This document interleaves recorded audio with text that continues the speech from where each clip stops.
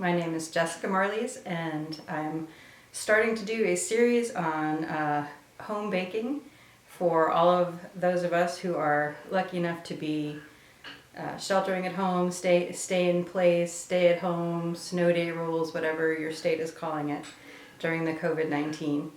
And I've seen a lot of my friends on Facebook starting up sourdoughs and naming them, and I think that's wonderful. If I had to bet which one of my habits my friends would take on if we were all sheltering at home, I wouldn't have picked sourdough as the likely one, but I'm thrilled that that's it. So since I've been doing it for many years, I am excited to share what I've learned and reach out across the void of all of the separation. All right, so here we are, and the first thing I'm going to do is I'm going to feed my starter. As you can see, not in any particularly elegant thing, and the consistency of the starter, when you take it out, it's a little bit bubbly. Sometimes it'll have liquid accumulated on the top. This one doesn't, because it's only been in the fridge for a few days, because I baked pretty recently. But I'm motivated to bake today because I have some beautiful organic whole milk that I got, and then it was in a fridge that wasn't quite cold enough, so it's just on the verge of getting sour. It's gone too young. So I'm going to be making some sweet bread rolls, so I'm baking again today. So I'm going to take my starter, and I'm going to get my flour to feed my starter. And the first thing I'm going to do is I'm just going to take some starter out and put it in this bowl with some warm water to start getting excited to be bread, and then feed the starter. So with my extremely precise measurements, I take some starter, I put it in the bowl like that, and then I'm going to take the flour and I'm going to feed some to the starter. So it's about that much flour. So roughly I'm giving the starter a third to a half in volume of what I just took out of the starter, because I'm also going to add water. Then I'm going to take the rest of this flour and put it in the bowl to get all bubbly and alive with the starter. And I'm going to take this and I'm going to add water. I've got hot and cold filter water here. So I'm adding both hot and cold water here, and I want it to be about baby bathwater temperature. The yeast wants to be warm, but it doesn't want to be shocked, and it doesn't want to be hot, so that's about right. So I'm going to put that in there with my flour, and then I'm going to put this in here with this flour. And also into my bread, I'm going to go ahead and add the salt, because that's the thing I most often forget if I don't do it early. So, and that's like a healthy pinch of salt, which I estimate to be about 2/3 of a tablespoon. So here's an actual tablespoon measure, and it looks like maybe that's half a tablespoon. Okay, back. So now I'm going to take a fork, mix it up, and then I'm just going to leave it alone for quite a while. So sourdough has its name because of the slightly sour flavor that you get when you age the yeast for quite a while. If you have sourdough starter in your fridge and you want to make a non-sourdough bread, you can still use your sourdough starter. The sourdough starter forms a pool of sour liquid on the top of it, and that is the sour flavor. So if you want to make a less sour bread, you just reserve that liquid in with your sourdough. Don't add it to your bread dough and scoop from the bottom. And that will be the start of any number of kind of regular bread recipes or non-sourdough bread recipes. And then if you want it extra sour, you can pour all of that liquid into a smaller loaf and it will be quite sour. All right. So now your sourdough starter should be somewhere between the consistency of a thick pancake batter and a bread dough. So this one is a little bit thin, which is absolutely fine. And then what I'm going to do is I'm going to leave this out while my bread also activates, and I do that to make sure that I give the yeast a chance to replicate at room temperature before I stick it back in the fridge, because the fridge slows down the replication of the yeast, so it makes the starter activate more slowly, and room temperature will let it replicate easily. And then I've got my bread here, and all this bread is doing right now, it's just a sticky mass, which is what I want. It's just letting the starter come up to temperature and the yeast to start replicating, so that when I go to make bread, it's not going to be a multi-hour wait while the yeast gets active through the bread. So that's it. Step one complete.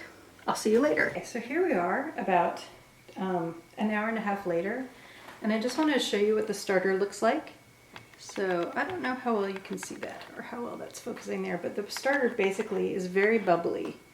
So what you're seeing is kind of a very bubbly mixture, and the thickness hasn't changed that much, but it's sort of, as the yeast is rising in it, it feels a little thicker when you stir it. So that means the yeast has grown through it, it's alive and bubbly, it can go back in the fridge. And at this point it can sit in the fridge for really 2 weeks before you have to mess with it. Just lightly cover it so that a little air gets in and out, but the humidity gets mostly preserved inside. So I do that with just the same little piece of cling film over it, and I don't put it on tightly, I just cover it. So that's going to live in the fridge, and then in 2 weeks, if you still haven't baked bread, you should worry about feeding, but otherwise, if you're going to bake bread anytime in the next 2 weeks, you can just cover it and not think about it until your next baking day. Let's see, we started off the dough at probably around noon today, and now it's about 4 o'clock, and I'm starting to think about dinner and what to do with my dough. So here we have the risen starter with just a bit of flour added, and you can see how full of holes that is, how bubbly that is. See, the yeast is really active. So that means that I can now divide this into two and make 2 different types of bread or projects with it, or I could do it all in one. I'm going to do it in 2 today because my family has informed me that pizza is a popular choice. So first I'm going to do the pizza dough. So I'm going to take about half of this bubbly mass and put it into bowl number 2 and save half of the bubbly mass for a softer kind of sweet, richer, somewhere between a brioche and a challah type of loaf bread. For the pizza dough, I'm going to use some plain regular wheat flour, and then I also have Durham Semolina Flour. So I don't always have Durham Semolina Flour. In fact, I kind of have it because of the COVID. I had ordered flour, and it was one of those, substitute best choice things, and so they came with a bag of Durham Semolina, but it happens to make really great pizza dough. So I've poured in a fair whack. So it's about, I guess it's about 2 cups, because this holds about 4 cups and it was full, and now it's about half full. So it's about 2 cups of regular flour, and then about a cup of the semolina flour. And to that I'm going to add some olive oil to make it a nice crispy and rich crust, and a little more salt, because since I am dividing it into, the amount of salt that I put in the first time is not going to be enough. So again, I'm just going to use basically the big pinch method, large pinch of salt in there with it. And then I'm going to take the spoon and I'm going to give it sort of an experimental stir so that I can feel about how much water that's going to need.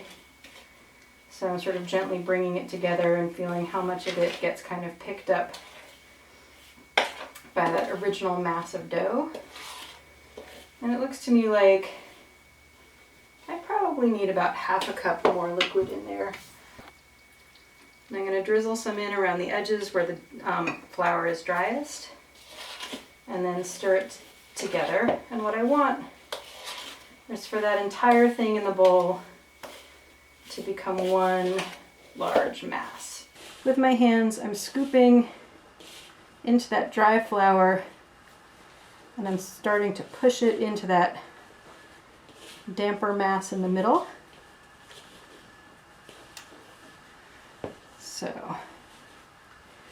And gradually it's all going to get incorporated, so it's going to be one large elastic ball of dough. And as you're kneading, what you're doing is you're pushing it away from you and pulling it back. So normally the way that I actually knead is not in a bowl, which looks so tidy, but rather really out on the counter. So I'm going to show you what that looks like. Obviously, starting with a clean counter is key. And then also I normally would not do it on a counter that has a fall off on both sides, because you want to be pushing in one direction and then pulling back towards you without knocking flour off the side. So that's a little awkward in this space. Okay, so at this point, that dough has what I call the slapped bottom texture, which is where you can just smack it, and it's like smacking someone on the butt. It doesn't come away on your hands, it's not sticking, and so I have quite a bit of extra flour.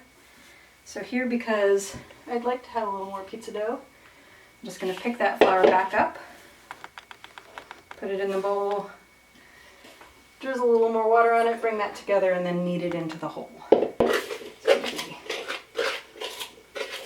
Okay, and see there, as the water's going in, first it's starting to form large crumbs, and then it's starting to come together in a mass, which is what ultimately you want.